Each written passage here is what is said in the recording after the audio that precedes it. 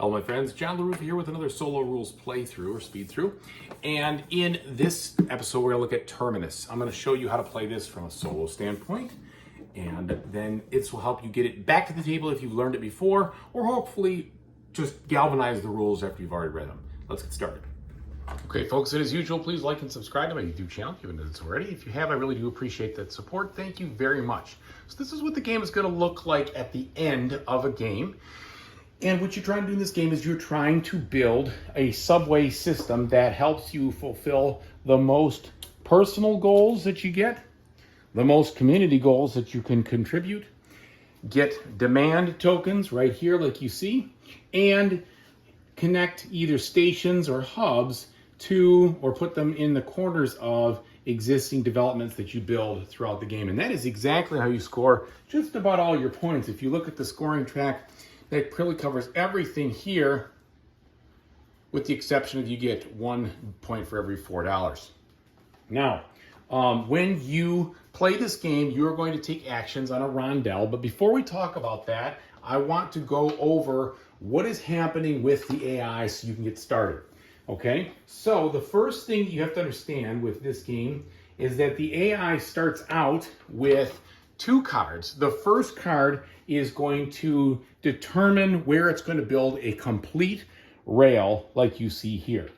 And in order to do that, in this case, I set up, this is the exact card I used, I set this card up by putting its hub on this exact space right here, and then you turn this to the direction that the arrow faces, and the arrow will always face completely opposite where it begins, okay? So it'll face like this, if I can put this thing on there. Okay, and then when you look at it from now on, you're going to reference this part of the card that shows where the arrow's facing, where it's going to build in its main direction and its alternate direction. And it's going to try to build 3 connections to its own stops by following this setup, okay? And then after it does that, it's going to flip it over, and it's going to try, in this case, to build 1 connection following this setup. Main first, then alternate. And what that's going to do is, if you follow it through, it's going to help you literally snake a full setup throughout the board. You're going to do that. You're going to put this card away. That is the end of the first Automa that sets the board. The other card is going to be used when the Automa takes its turn. And the Automa is going to take its turn in 2 cases. Number 1, anytime you advance your building capacity wedge to another place. Doesn't matter how many places, but as long as you advance it, it will take a turn before you do. And what it's going to do is it's going to build just like that other one. In the case over here, it was going to build over here, and it wants to build twice, like you can see. So it built 1, 2 stations and filled it in with rails. If it couldn't go in that direction, it would do the alternate direction. All right. Then it's going to flip over the card, and it will always then move its person, okay, back counterclockwise a specific number of spaces equal to this spot right here, okay? And it also will start on that spot at the beginning of the game. Boy, this thing just doesn't want to focus today.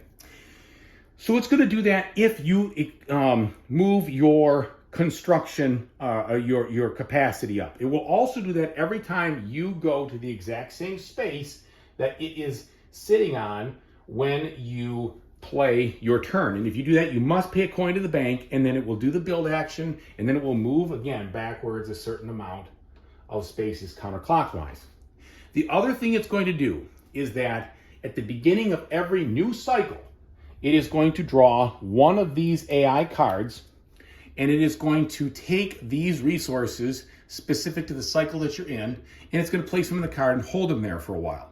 When it goes to cycle again, it's going to put those resources back into the supply and take new ones. It's also going to try to either block a project right here by putting people on it. And the first time it's going to do it, it's just going to put 1 on 1 column, basically nullifying that whole column for you. The second time, it would put it on the other column, and if you hadn't placed anyone on there, it would basically block those spots and not let you advance any further. So I shouldn't say any further. It wouldn't let you use the card at all. So all it's doing there is denying you spaces that you can go on those public cards right there. Okay. If it wants to take one of these demand tokens, the demand token has to have already previously been built on the board. It doesn't need to fulfill any of the conditions that you would normally do. It just sets it aside and you don't get access to it. And that is the only thing, those things are the only things that the AI is going to do throughout the entire game.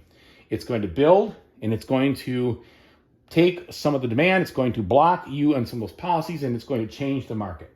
Everything else is you taking your turn. So let's see what you do on your turn. On your turn, first of all, at the beginning of every year, and there are 3 years, and the year has 3 phases, you start it over here, and you are going to go around, and as soon as you cross over to this spot right here, you will move this to the next cycle, and then you will end up passing, and when you pass, you are done for the round, okay? And when you're done for the round, you then move this down, and that begins your second year. At the beginning of the year, you'll always go through an income phase. During the income phase, you will gain a certain amount of income equal to your furthest exposed right station that or stop marker that you've opened up, and you get to choose one of these 5 bonuses, take those things and put them in your storage as long as you have room for them.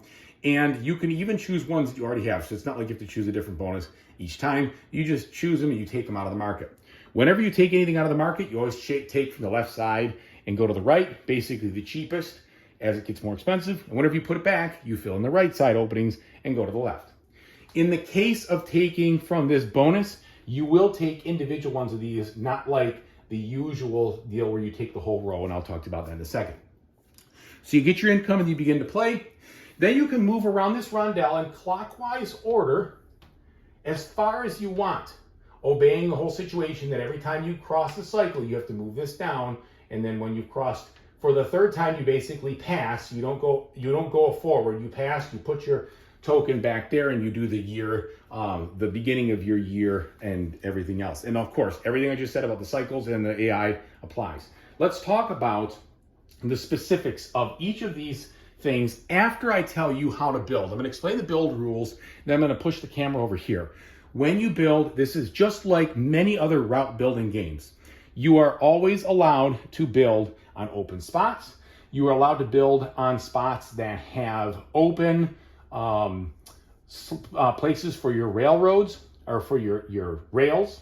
In this game, you are always forced to build off the terminus, which is your last stop that you build, unless you have unlocked this upgrade over here, and this upgrade over here lets you branch off of a hub to build a second route and effectively have 2 different terminuses for the rest of the game. But for the most part, you can't loop back on yourself. It's just one single directional line, okay? When you build and you intersect with another person's stop, you get a power. If they intersect with you, you get a coin.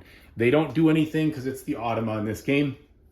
And you do not have to have a capacity over here to do that. So when I built this spot right here, I got 1 power, but I was able to use that as a legal build going from here to here. If you unlock the hub upgrade, and you unlock the hub upgrade when you choose to, based on crossing over from this spot over here to this spot over there, or you unlock the double terminus. Either way, this or this unlocks these spaces, your choice, which one first. You then could decide to build a hub instead of a stop. And when you build a hub, you basically put one of those stop tokens on top of any of your other, any of your stop tokens that are out there. And you do that by paying one of your agendas, which are these blue tokens here. Or you can continue to build the normal stops like normal.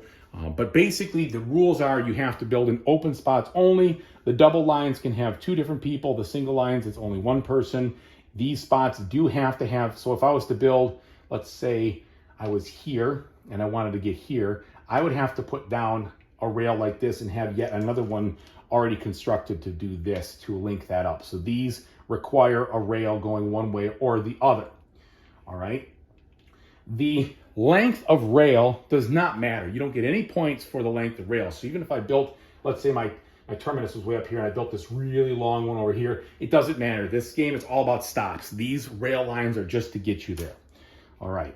Now, those are the rules for building You can't do double branches unless you open it up. You could build into other people's places. You can build through them. I already talked to you about that. It's fairly straightforward. They do a great job in the rule book examining all the yeses and nos, the corrects and incorrects. So please refer to all those examples. They're really well done. Now let's talk. I'm going to go ahead and move the camera in so that you can see a little bit more effectively the actual Rondell itself, because we're going to talk about all of that from now on. Okay, now this Rondell works like this. If I move my guy here, I can take either of the three, any of the three green actions. In this case, I can pay 1 energy to claim an already available demand token if I have an existing stop in that district. So for instance, this is one for Old Cross. I'd have to have built at least 1 stop in Old Cross to be able to claim that. And I can only claim that if it's already existing on a development that's already been built, okay? I can get a second one from Old Cross, but I have to have a second stop there. So basically think of it this way, it's gotta be a balance. You're balancing out the demand for stops by taking those tokens. And the tokens you take must have already been built with their development on the board. How do I build development? I can spend one of my agendas to build any development I want, to pick it up and put it on the board. It comes with its own demand, and I can put it anywhere that I have an existing stop on the board. So I do have to have an existing stop in a diagonal that's coming out from rails. I'm just kind of showing you this. The other thing I have to do is this has to match at least some portion of the spot that I build it. So I could not build this blue commercial in the residential zone, but I could build it here. And there's all sorts of ones that allow for different things, so just be paying attention to your color. You also put one of your lobbyists, you have to have a lobbyist available to build one of these. And what these do is they give you an extra action based on the spot that you are on the Rondell. So if I move this to this spot here, I could take this action instead of any of those out there. So that expands what you're doing. And that's how you score at the end of the game. You are going to score points for your stops or hubs that are on the diagonal, the corners of the developments. Those are the only ways you score points for those. Okay. This one right here allows you to move around your lobbyists, either from your board to an existing built development, which won't happen in the solo game because you've already built, you're the only one building them. From one of those developments to well, I guess it could happen if you move from away from there to one of these other goals, and you get these goals. These are the private goals that you have. You don't need to have a guy on them, but if you do, it allows you to score the higher tier of whatever the condition is for the points. Or you can move from that back to the spot, back to your storage on your main board. You might want to do that because maybe you want to get it off your storage so that you can later on put them onto the public goals I showed you earlier. If I go here, I can draw 3, 2, or 1, depending if it's in year 1, 2, or 3, of these private goals, choose one, put the other ones back, and now I have it, and that costs me an agenda. If I want to use an agenda over here, I think they're called agendas, I hope so. Yeah, they are. If I want to use the agenda to go to this space right here, I can put a section of people on one of these public goals, and if the first ones I put on, I have to put at least 2 on there to start qualifying. If I can always put more, and I can later on put extra if I qualify and want to get some more of the points. And you can never mix and match. So if the AI is already there, I can't go there. Okay. This also points back to this space, which I can do that again from here. On here, I can buy one of the upgrades that come, and there are 6 different upgrades you can buy in this game, and they do a variety of different things. You put them on your player board. The first one costs 2 coins, second one costs 2 coins and a what is that? A blueprint. Here I can buy any number of blueprints I want as long as I have spaces. I'm only ever able to hold 8 resources of any kind, and if I want to get more, I have to discard, and I get no compensation for discarding. Over here, I can buy agendas or power at an ever-increasing market as you buy them. And again, this would cost me 1. If I wanted to buy another one, it'd be 2, 3, 4. So, sorry, 1, 2, 3, 4, 5 for all of those. And that's how that works. Similar to other market games you've probably played. Over here, again, if I go to a spot where he has, I have to pay a coin, do his action, everything else, he moves back. But if I go here, I have a couple of options. I can take the first row, as long as there's one in there, and put those into my storage area. I can only take what I can store, and if there's only a couple there, well, I only get a couple. I can also spend any number I want to increase that little token on my player board to give me more stations. So this was sitting on my player board, pardon me. So if I want to try to build anything else here, I'd have to be able to move this forward, as you can see, to build more of those stops, okay? And anytime I cross one of the power spots, I need to be able to pay a power to get across that hurdle. Or I can take this action. I can spend 2 coins to build 1 rail, 3 coins to build 3, 5 to build 6, and as many as I want. So if I want to build 12 rails, I could build 12 rails. It would cost me 10 bucks. The rails must be built before you can place them. And finally, in this spot, this is where I place the rails. I have to pay 1 agenda and 2 construction tokens to place any number of rails, and for every stop that I need, have to be at least 1 if I'm not going to connect to an additional or an existing stop from a different player. I have to pay 1 blueprint for every stop that I put down, or 2 if I wanted to put down a stop and make it a hub. So you can do this as many of those rails as you have, and construction abilities. Again, you have to pre-build the rails, and you have to have existing capacity for construction. The other thing you can do on this turn is you could also rebuild these from this, and you can even take this action here, claiming policies, or pardon me, claiming demand. You're going to do that 9 times, and at the end of 9 times, then you will score the game. Again, you score for the categories here. You'll get 1 point for every stop that is adjacent to at least 1 or more development. You'll get 2 points for every hub adjacent to 1 or more developments. 1 development. And if it's adjacent to 2 or more, you get 3 points for it. You'll get whatever total point value on your board is to the far right that you have a demand token. You will then get points for any of your agendas that you accomplished, any of your policies that you fulfilled. And if you have 4 or more coins, you will then end up with 1 point per coin. And that is how you play Terminus from a solo standpoint. I hope this was effective and helpful. Thank you so much for watching. I really appreciate it. And as I always say, whatever you do in the future, I really hope you have a fantastic time doing it. Take it easy. Sorry, I got to say, in case I didn't clarify this, you can move any number of spaces in this rondelle. You do not have to go 1 by 1 by 1, but you can never go backwards. You always have to go around in a clockwise motion. Sorry about that.